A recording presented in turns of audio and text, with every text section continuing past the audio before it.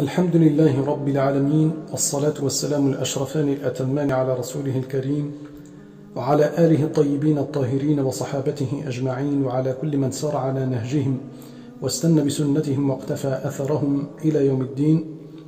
إخوة الإيمان والإسلام، أحييكم بادئ ذي بدء بتحية من عند الله طيبة مباركة، وأسأل الله جل في علاه بعظيم أسمائه وجليل صفاته أن يجمعنا وإياكم على الهدى، وأن يجعلنا ممن يستمعون القول فيتبعون أحسنه، أولئك الذين هداهم الله وأولئك هم أولو الألباب. أيها الأكارم, avant de rentrer dans le vif du sujet de cet enregistrement, je voudrais tout d'abord commencer par un petit exemple. Afin qu'un paysan puisse faire une très bonne récolte, il doit tout d'abord choisir le bon moment et les meilleures graines à planter. Chacun de nous, ibadallah, est ce paysan. On est à quelques jours seulement du mois béni, le mois du pardon, le mois de la miséricorde d'Allah subhanahu wa ta'ala, le mois tout simplement de Ramadan, le mois de la récolte de ce que nous devons planter en amont et dès aujourd'hui, pour que nous soyons spirituellement prêts à l'accueillir de la meilleure sorte.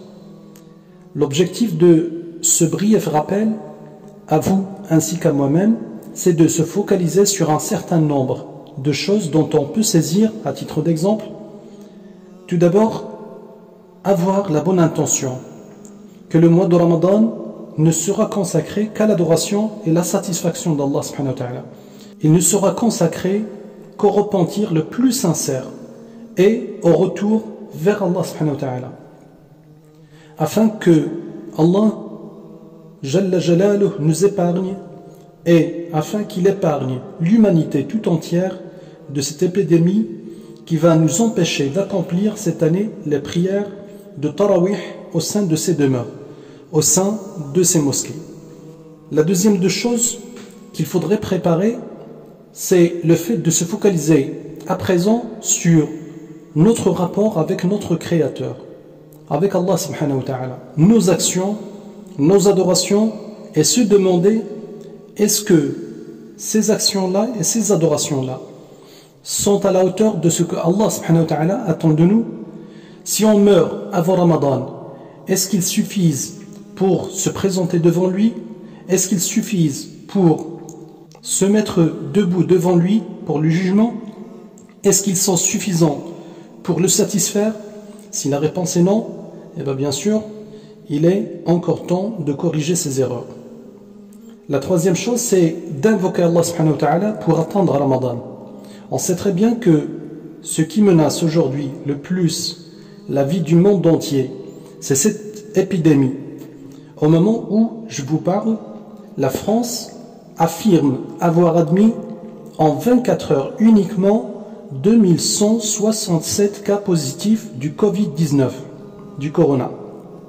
Avoir dépassé au total 168 200 cas positifs au Covid. Avoir perdu plus de 18 600 personnes. Et avoir perdu en 24 heures uniquement plusieurs centaines de personnes vulnérables qui n'ont pas pu résister face à cette maladie. De ce fait, ibadallah, il est temps plus que jamais de dire ce que les compagnons, qu'Allah les agrée, disaient, et ce que le prophète sallallahu alayhi wa sallam leur a montré, leur a enseigné. Il disait Allahumma sallimna li Ramadan wa sallim Ramadan lana wa tasallamhu mutaqabbalan minna. Ce qui veut dire, oh Allah, garde-nous en sécurité jusqu'à Ramadan et garde Ramadan en sécurité pour nous et accepte-le de nous. Et accepte-le de nous. Donc, la quatrième des choses qu'il faudrait préparer en amont, c'est le fait de renouer ces liens de fraternité et de parenté et se réconcilier dès aujourd'hui avec les personnes qui nous ont fait du mal ou les personnes auxquelles nous avons fait, nous, du mal. Sinon, nos actions ne seront pas acceptées par Allah subhanahu wa ta'ala pendant ce mois-là. La chose qu'on devrait préparer aussi, c'est d'apprendre en amont certains des mérites du mois de Ramadan qui le distinguent des autres mois de l'année afin d'en profiter de la meilleure façon. Il faut aussi se fixer quelques objectifs avant l'arrivée de Ramadan et planifier un programme spirituel, un programme d'adoration pendant le mois sacré, tel que le nombre de parties du Coran ou de sourates à lire chaque jour pour achever le Coran al-Karim, le nombre de prières par exemple surérogatoires à accomplir par jour, les invocations à dire à chaque moment de sa journée, contribuer à l'organisation de l'iftar, notamment pour les gens en nécessité, etc., etc. Il y a beaucoup de choses, il y a un tas de choses que nous pouvons mettre en place, que nous pouvons organiser avant l'arrivée de Ramadan, Inch'Allah, pour qu'on passe à l'acte et pour qu'on passe à la pratique pendant le mois béni. Ikhwati wa akhawati fillah, dans quelques jours, un train va arriver et s'arrêtera à la gare juste un petit instant. Il ne va pas s'attarder. Nous serons tous en attente, sauf quelques-uns bien sûr.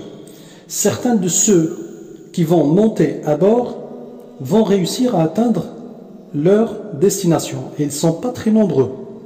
Ils ne sont pas très nombreux, ça il faut le savoir. D'autres vont être choupés en l'absence de leur passe et descendus. Ils vont être descendus par force par les contrôleurs du train au prochain arrêt. Et ce qu'il faudrait savoir, c'est que ce train, c'est le mois de Ramadan. Ayyuha al-akarim, c'est le mois béni de Ramadan. Ceux qui ne seront pas là à l'attendre comme les autres, ce sont des personnes qui ont décédé avant son arrivée, mais qui auraient bien voulu être là avec les autres voyageurs et les accompagner durant tout le trajet. Le pass de ce voyage, c'est l'ensemble des éléments dont on a parlé dans cet enregistrement, ce qu'il faudrait préparer pour Ramadan. Les contrôleurs de ce train, ce sont al-malaikatul kiram al-katibun, les anges qui sont chargés de noter toutes nos actions, qu'elles soient bonnes ou mauvaises. Ce sont les contrôleurs de ce train. Et la destination, ça serait la satisfaction d'Allah subhanahu wa ta'ala.